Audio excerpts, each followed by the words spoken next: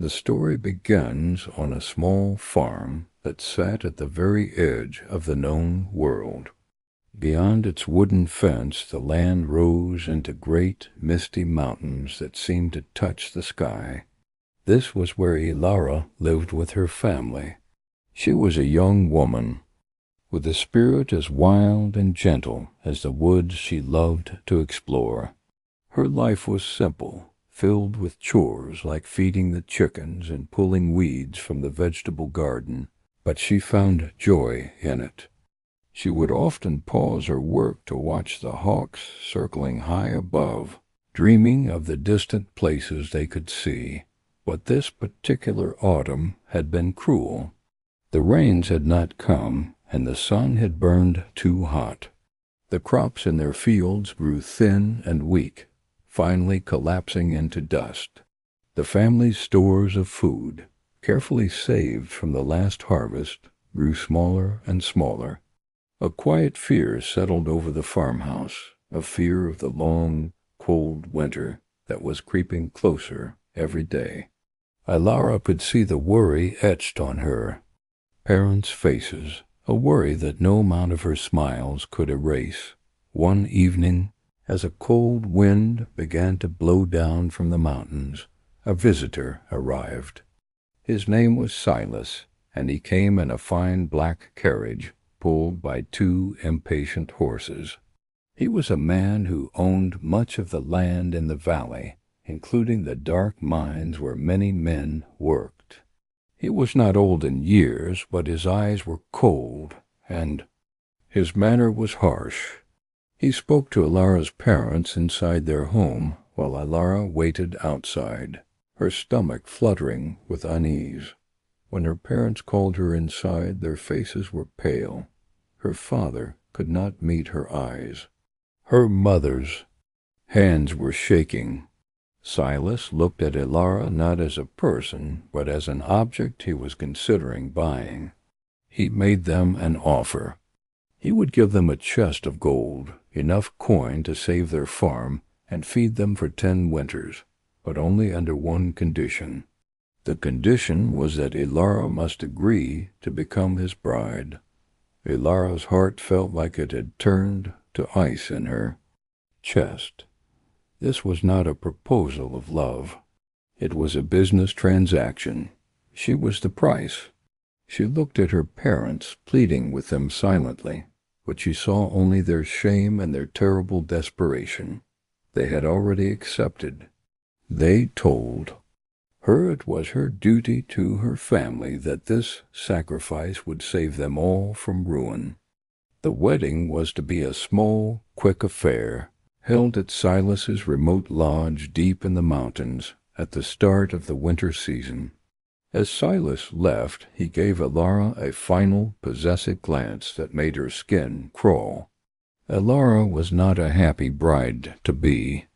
She was a prisoner who had been sold, and her gilded cage waited for her in the cold.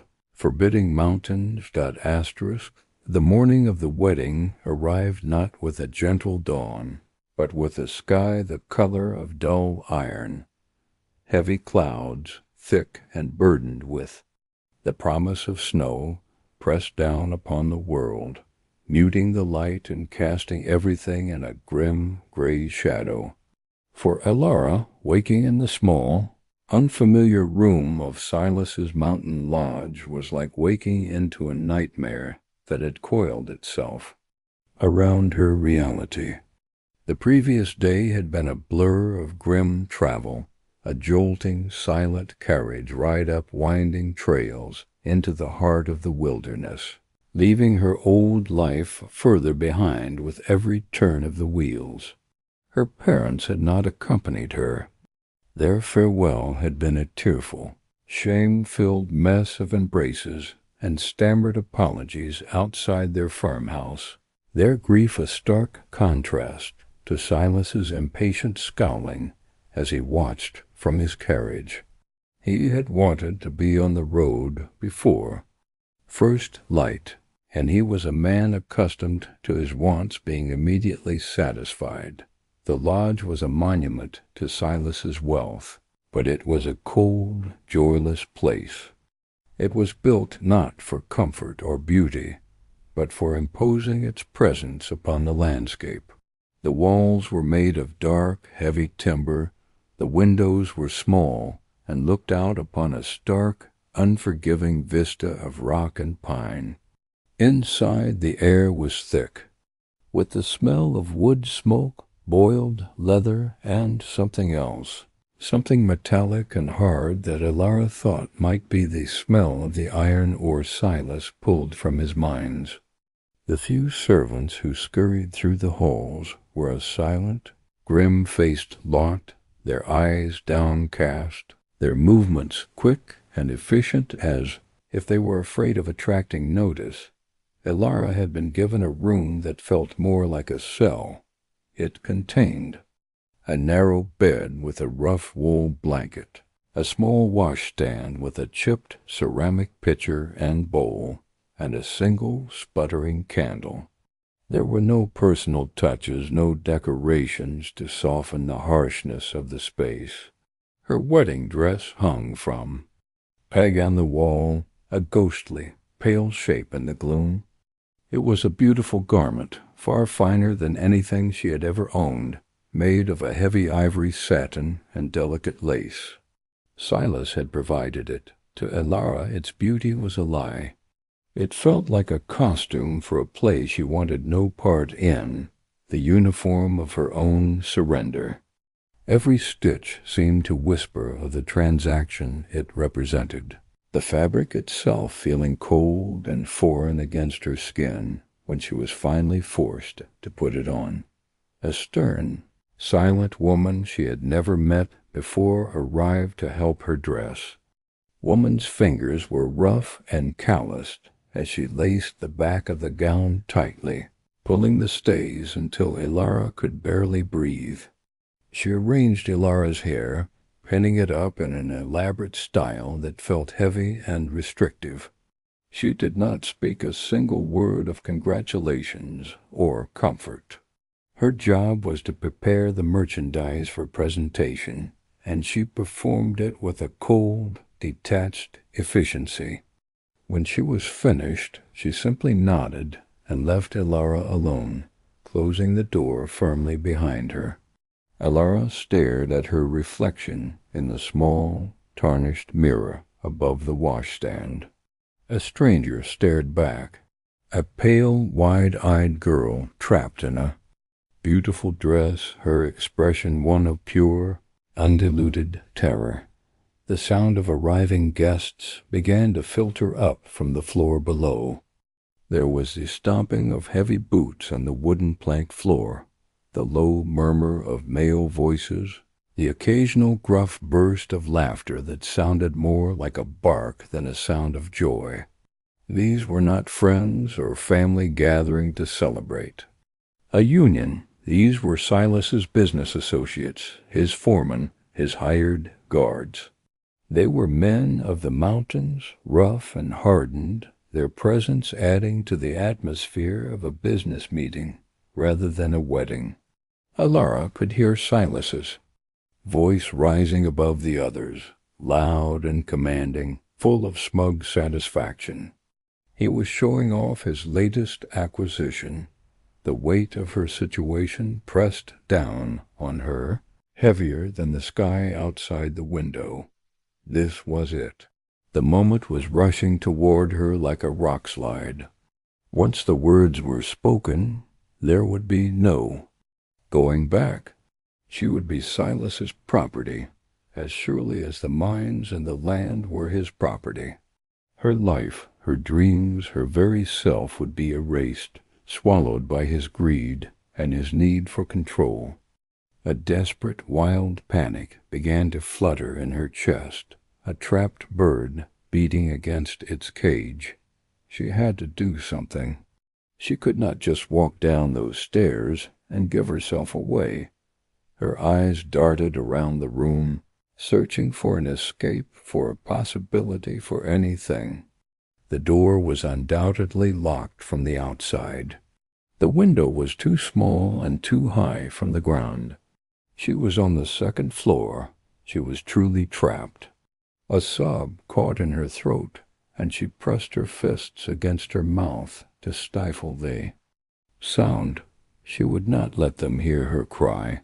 She would not give them that dot. It was then that a sound, small and insignificant amidst the noise from below, offered a sliver of hope. A door, somewhere down the hallway, creaked open and then slammed shut, followed by the sound of cursing. A moment later, a young serving boy, his arms laden with a large basket overflowing with freshly split logs for the fireplaces, trudged past her door. He was heading toward the main staircase to replenish the wood boxes downstairs, but he had come from the other end of the hall. Elara pressed her ear to her door. She heard another door open and close, and the sound of the wind gusting for a brief moment. A servant's entrance. A way outside used for chores, for taking out ashes or bringing in supplies. It would be unlocked. It had to be, her heart began to hammer against her ribs, a frantic drumbeat of fear and sudden, terrifying purpose. This was her chance, her only chance. It was a mad plan, born of pure desperation. She was in a wedding dress in the middle of a wilderness, with a storm brewing, and she had no idea where she would go. But anywhere was better than here. Anything was better than this. She listened intently. The boy's footsteps faded down the main stairs. The voices from below seemed to be moving, coalescing into the great hall where the ceremony was to be held. She could hear a man, probably the one hired to perform the service, clearing his throat and calling for attention. It was time. With trembling fingers, she reached for the door handle, expecting it to be firmly locked. To her shock, it turned. The silent woman had not locked it behind her, perhaps confident that Elara was too cowed or too resigned to try anything. That small mistake was her salvation. Elara took a deep, shuddering breath, pulled the door open just a crack, and peered out. The hallway was empty. The sound of the gathering was now a steady rumble from the far end of the lodge. She could see the main staircase, a dark, carved monstrosity, and she could see the opposite end of the hall, where a simpler, plainer door stood slightly ajar. A sliver of gray, cold light shone from behind it. She didn't allow herself to think. Thinking would lead to doubt, and doubt would lead to paralysis. Gathering the heavy satin skirt of her dress in both hands, she slipped out of her room and into the hallway. She moved quickly, silently, her soft-soled wedding shoes making no sound on the rug runner. Every second felt like an hour. Every creak of the floorboards beneath her feet sounded like a thunderclap to her ears. She expected a shout, a hand on her shoulder, the cold voice of Silas demanding to know what she was doing. But she reached the door unchallenged. She pushed it open and slipped through, finding herself in a small, cold mudroom. Buckets and brushes were stacked against the wall, and a few heavy work coats hung on pegs. And there, right in front of her, was a simple wooden door with an iron latch. Without a moment's hesitation, she threw the latch and pulled the door open. The cold hit her like a physical blow. It stole the breath from her lungs and bit into the exposed skin of her neck and arms with icy teeth. The wind, which had been a mere whisper against the windows upstairs, was a living force out here, whipping her skirts around her legs and pulling tendrils of hair from their careful pins. She didn't pause. She stumbled down the 2 rough steps and into the deep snow that had already begun to accumulate in the yard. The world was a study in gray and white. The dark bulk of the lodge loomed behind her, its windows glowing with ominous yellow light. Before her stretched the wilderness, a vast, unknown expanse of snow, drift-eyed trees, and jagged rock. She had no coat, no food, no sense of direction. But she had her freedom, and for this one terrifying moment, it was enough. She began to run. The snow was deep, coming up past her ankles, and her delicate shoes were immediately soaked through. The cold a sharp, painful shock. The heavy wedding dress, so beautiful and imprisoning, became her enemy. The sodden satin wrapped around her legs, trying to trip her with every step. The wind pulled and tore at the fabric, slowing her down. But she fought through it, driven by a primal need to put as much distance as possible between herself and that awful house. She headed for the tree line, the only cover available. The pine branches, laden with snow, reached out like welcoming arms offering to hide her. She plunged into the forest, the world suddenly becoming quieter, the wind muted by the thick canopy of needles. The light beneath the trees was dim and blue, and the snow was even deeper here, untouched by the sun. She ran until the stitch in her side was a burning agony, and her lungs felt raw from sucking in the frigid air. She ran until she could no longer hear the faintest echo of the lodge behind her. Only then did she allow herself to slow, collapsing against the rough bark of a large pine tree to gasp for breath. Tears welled in her eyes, freezing on her lashes almost instantly. She was free. She was actually free. The immensity of what she had done crashed down upon her. She was alone in a vast, frozen mountain forest, with a storm closing in. The reality of her situation was bleak, but the alternative was so much worse. She would find a way. She would hide, she would keep moving. She would find a trapper's cabin or a trail. She would not go back. She pushed herself away from the tree, forcing her numb legs to move again. She had to keep going. She had to find shelter before the full force of the storm hit, and before her absence was discovered.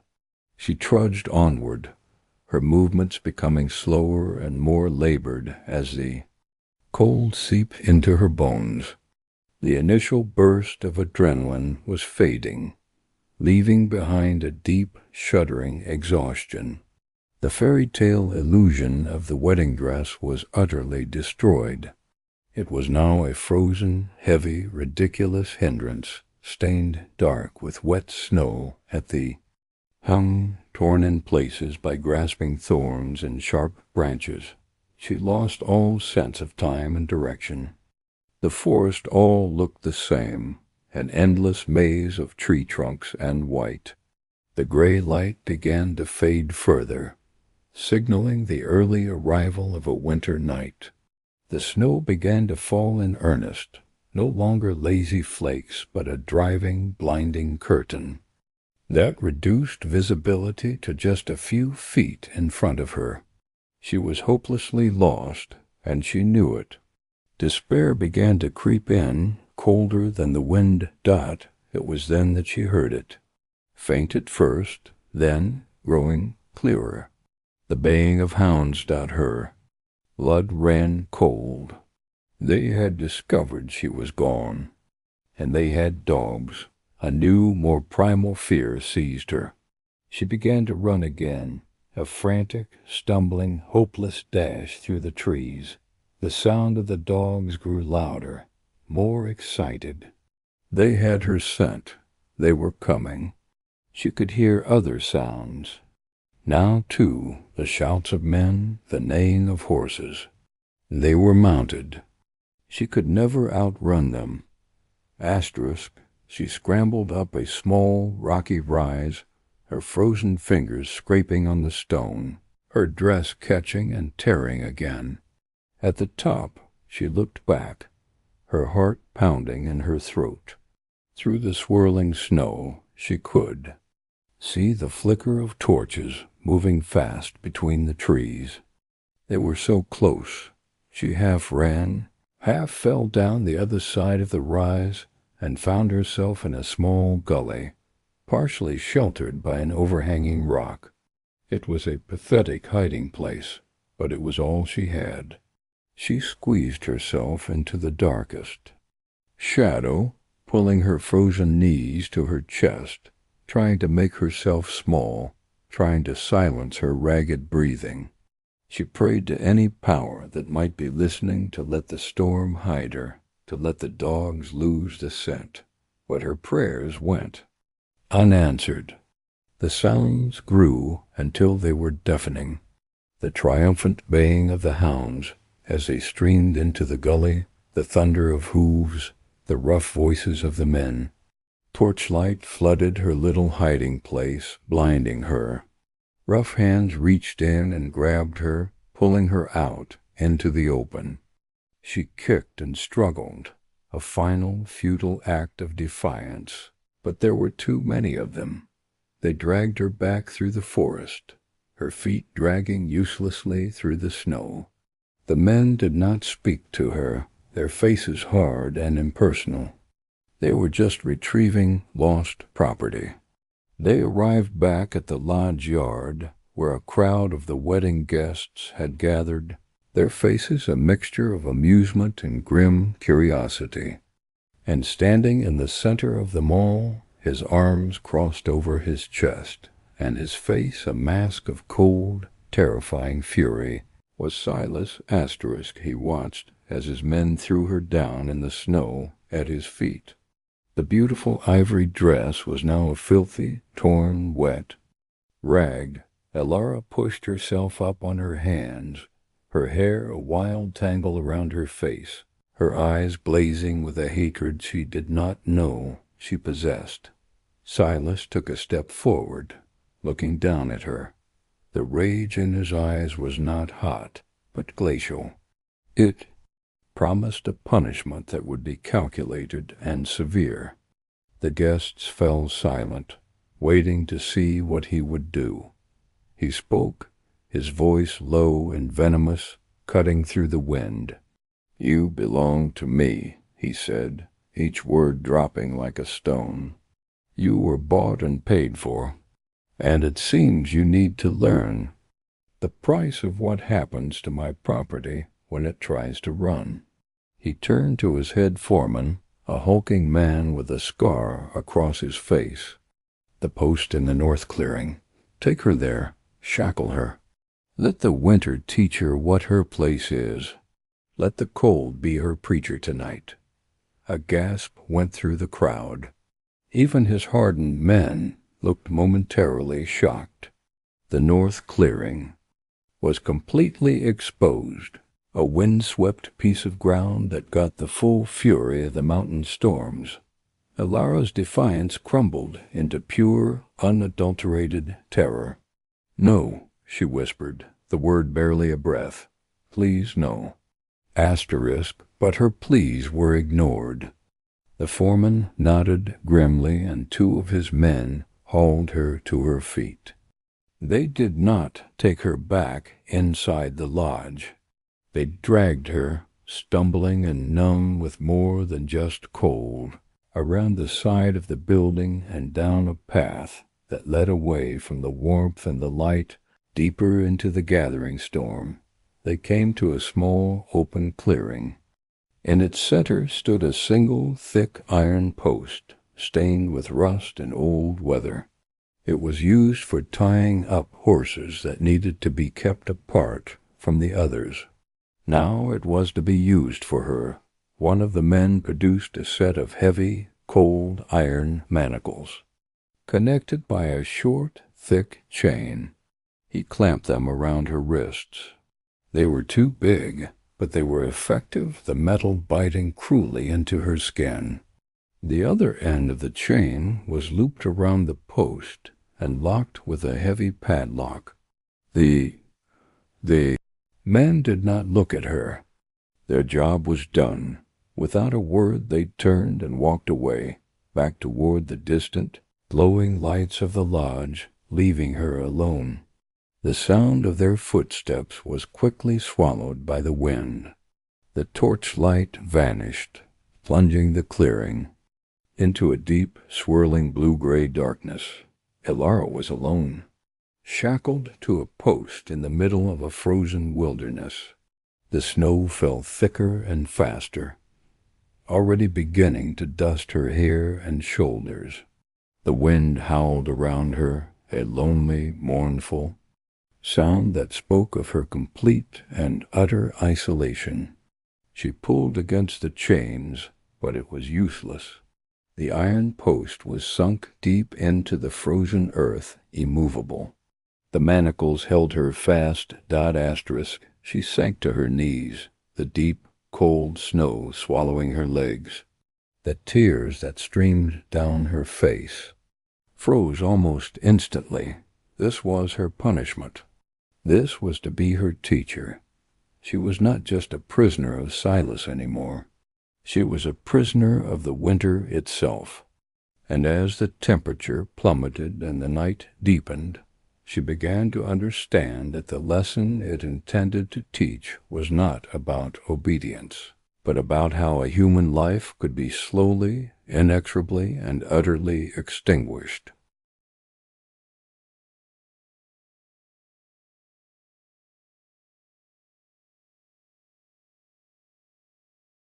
The world became a blur of motion and cold. Elias moved through the storm with a purpose that seemed to bend the very elements to his will. He did not falter.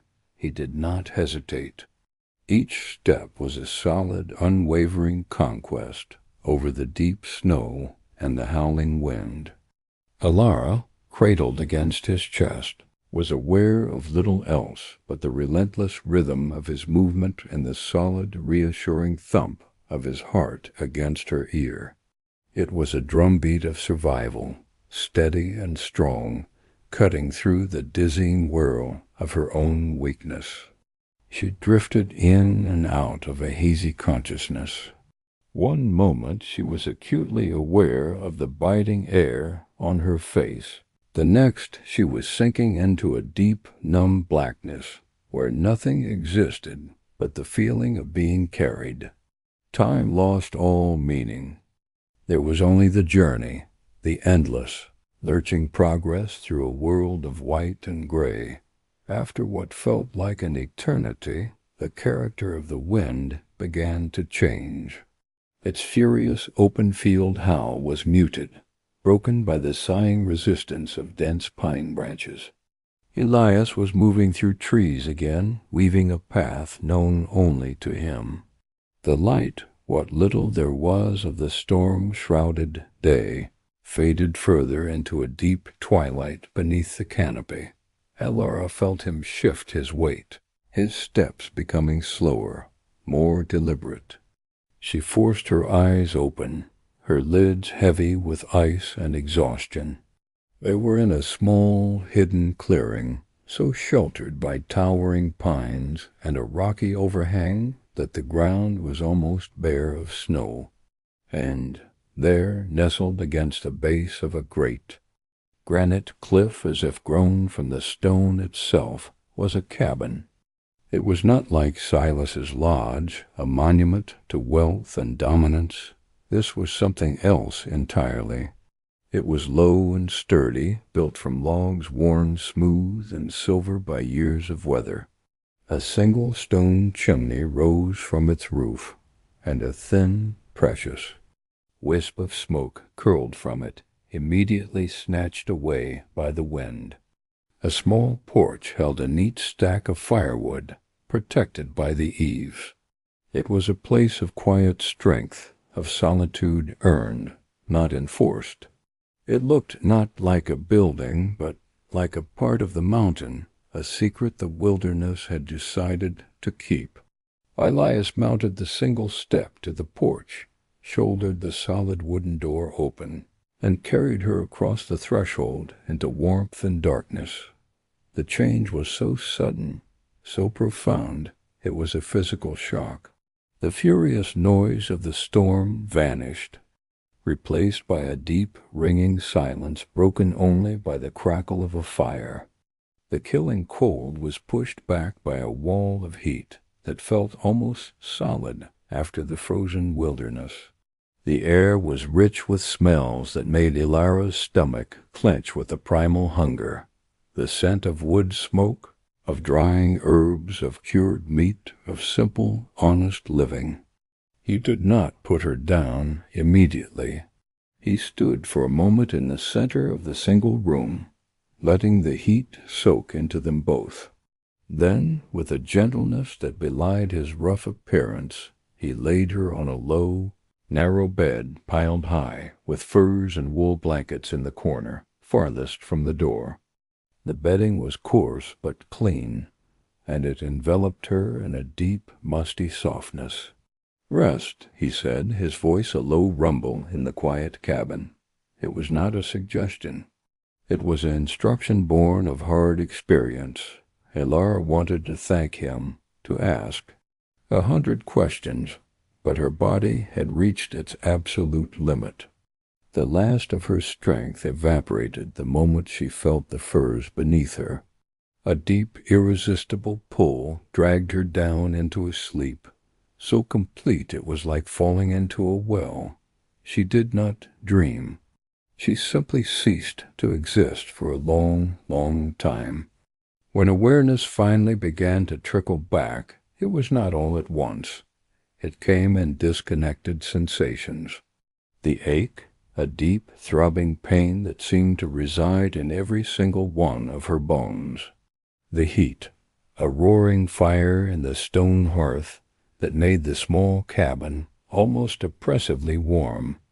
A dull, persistent throbbing in her wrists, where the manacles had bitten into her skin. A thirst so powerful, it felt like her throat had been lined with sand. She opened her eyes.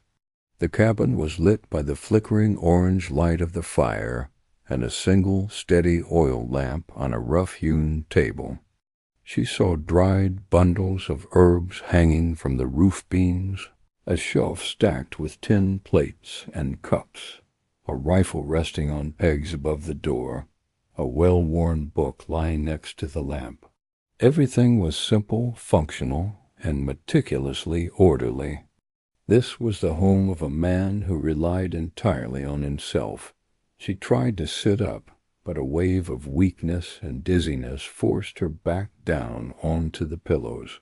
The movement caught his eye. Elias was sitting at the table, whittling a piece of wood with his knife.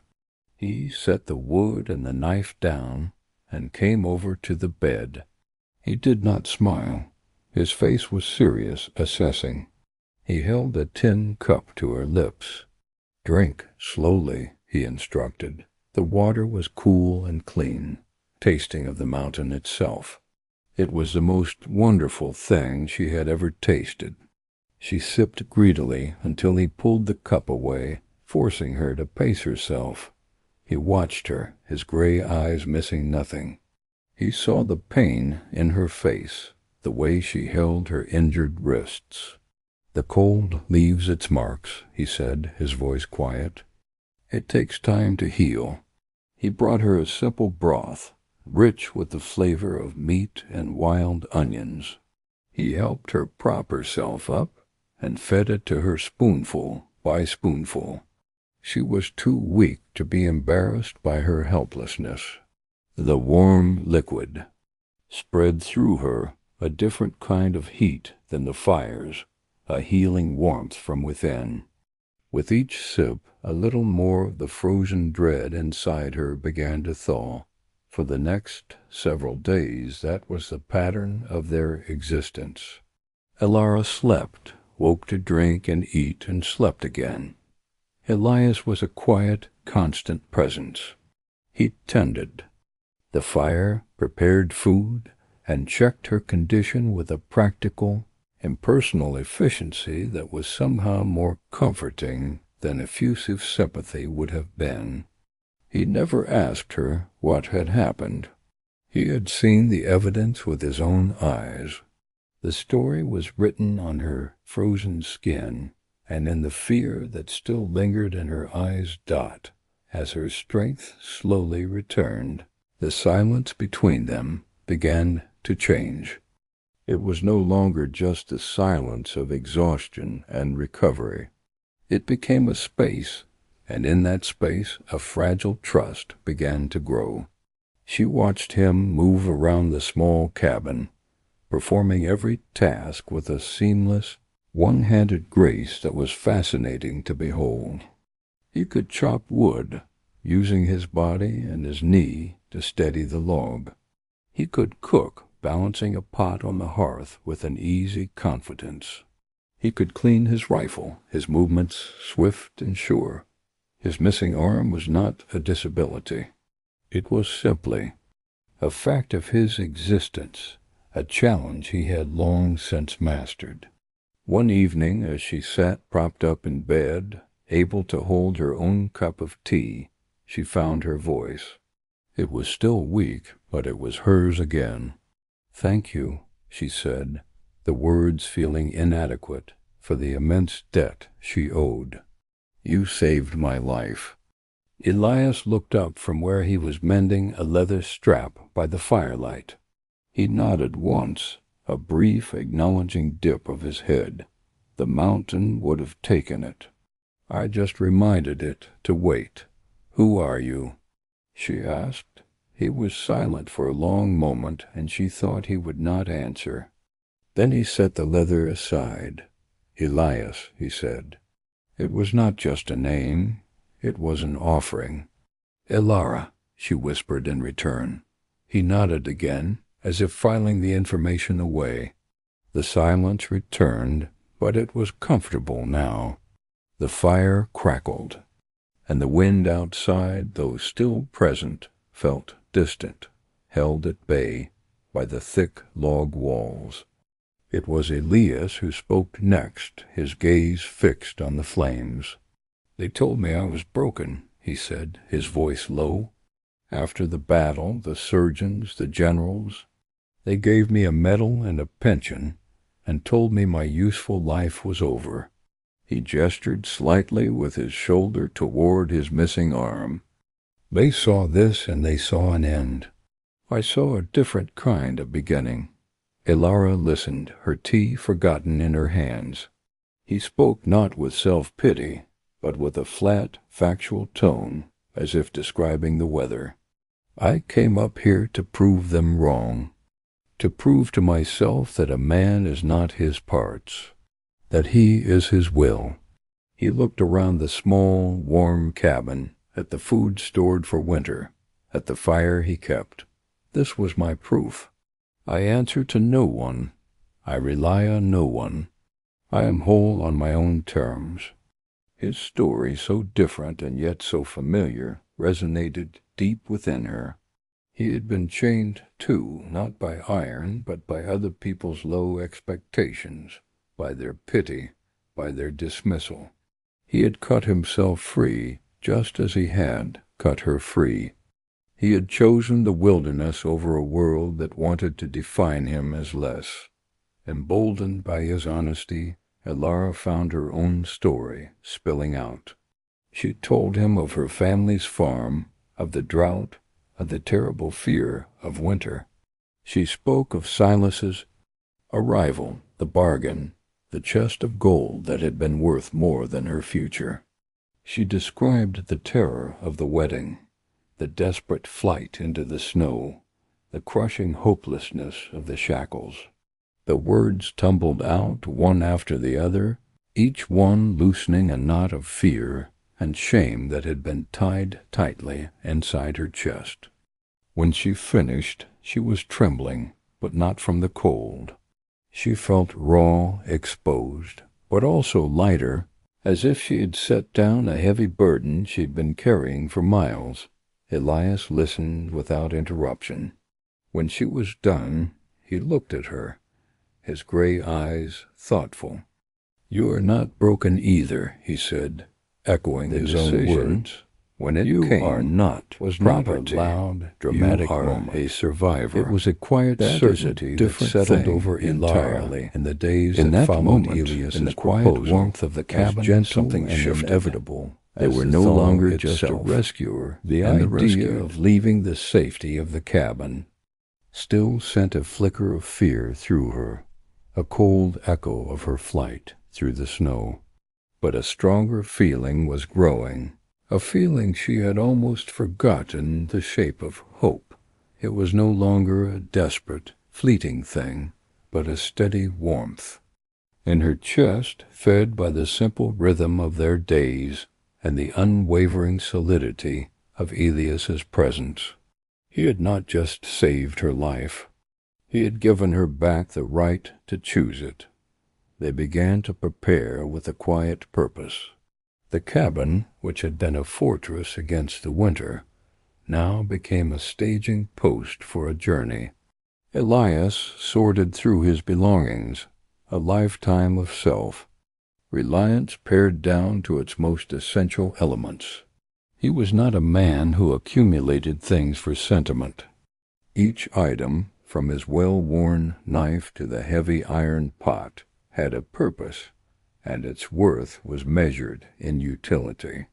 Elara helped, her hands now strong and sure as she folded blankets and packed dried meat and hardtack into leather pouches. She felt a pang of sadness at leaving the small, sturdy room that had been her sanctuary, but it was a clean sadness, without regret. A chapter was closing, but the story was far from over. The morning of their departure arrived with a sky of pale, clear blue. The air was still cold, but it had lost its killing edge. It carried the wet, rich smell of earth and pine, the promise of the spring to come. The snow in the clearing had shrunk back, revealing patches of dark, damp soil and the first brave tips of green grass. The world was waking up, and they were going with it. Elias saddled his horse, a steady, deep-chested gelding named Oak, who seemed to regard the prospect of a long journey with patient endurance. Their supplies, a compact testament to their shared practicality, were secured behind the saddle. There was no ceremony, no looking back. Elias checked the rifle secured in its scabbard, gave a final glance around the clearing, and then nodded to Elara. He mounted Oak with a fluid, one-handed motion born of long practice, then reached down his hand to her. She placed her hand in his, her trust in him as solid as the ground beneath their feet. He pulled her up smoothly. To sit behind him on the saddle, she settled herself, her hands finding a secure hold on the back of the saddle blanket. She took one last look at the silver-gray cabin, the thin plume of smoke from their banked fire still rising from the chimney, like a farewell wave. Then she turned her face forward, toward the south, toward the unknown. The journey was long. They followed trails that were little more than animal paths, winding through valleys still deep with snow and over high, windy passes where the air was thin and sharp.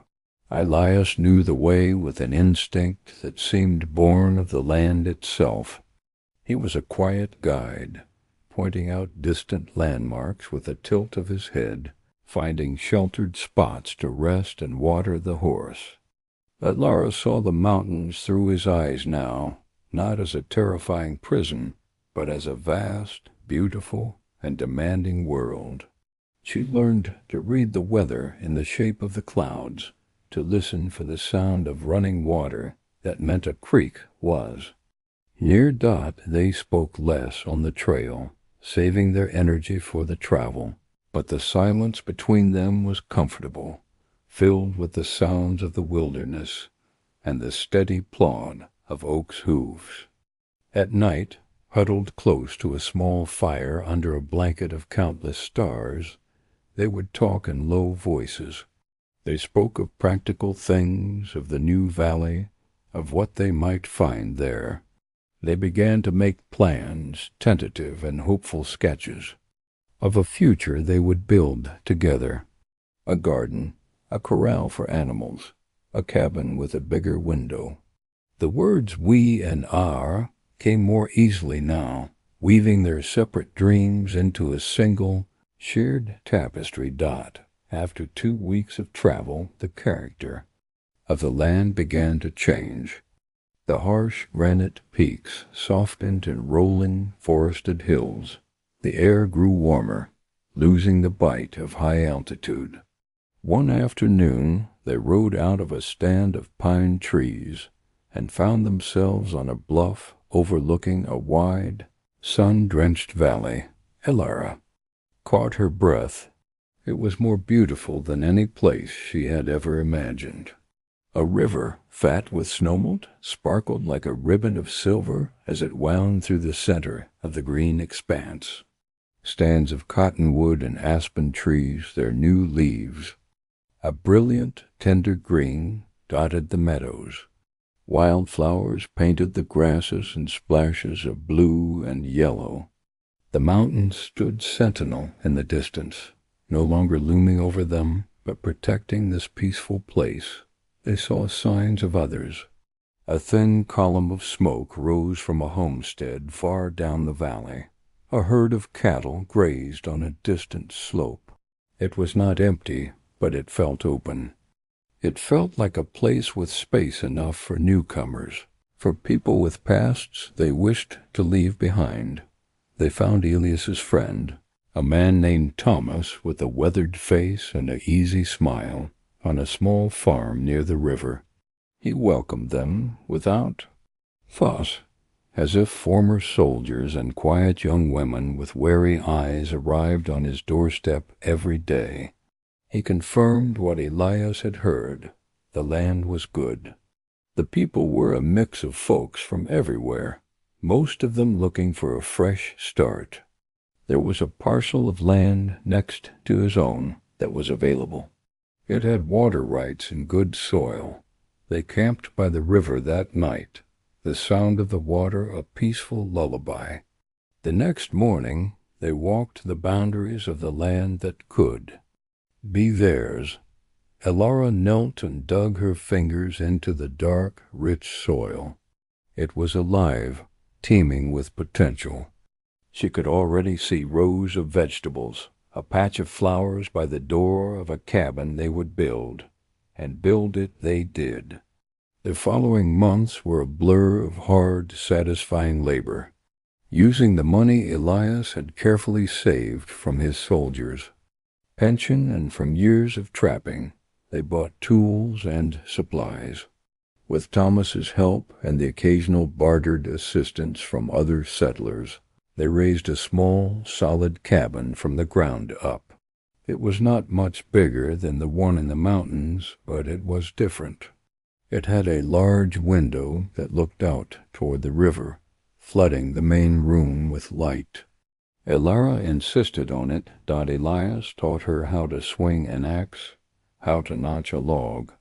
She taught him how to turn the soil, how to tell a weed from a seedling. Her hands, once soft, grew calloused and strong. His quiet patience found a new purpose in teaching and in building something that was for them, not just for survival. He was still the man who needed no one, but he had become a man who wanted someone, wanted her. One evening, as the summer sun set over their new home, painting the sky in shades of orange and purple, they sat on the porch steps. Their bodies were tired from the day's work, but their spirits were full. The smell of turned earth and cut wood hung in the air. In the small garden plot, the first green shoots of peas and carrots were pushing through the soil. Elara looked at Elias, really looked at him. The lines on his face were etched by sun and wind, but the hardness around his eyes had softened. He was watching a hawk circle high above the river, a look of quiet contentment on his face. She thought of the girl she had been, shivering in a satin dress, her spirit shackled by fear and obligation. That girl felt like a story she had been told long ago. She was not that girl anymore. She was a woman with dirt under her nails and the sun on her skin. She was a woman who had helped build her own home. She was a woman who had been cut free, not just from iron chains, but from the belief that her life was not her own. The kindness of a one-armed cowboy had not been a fragile thing. It had been a powerful, enduring force, strong enough to carve a new future out of the wilderness, strong enough to show her that her own hands held the power to shape her world. She had not been delivered to a happy ending. She had built a brave, new beginning, stone by stone, seed by seed, day by day, standing beside a friend who had taught her that true strength is not in how much you can carry alone, but in what you can build together. The end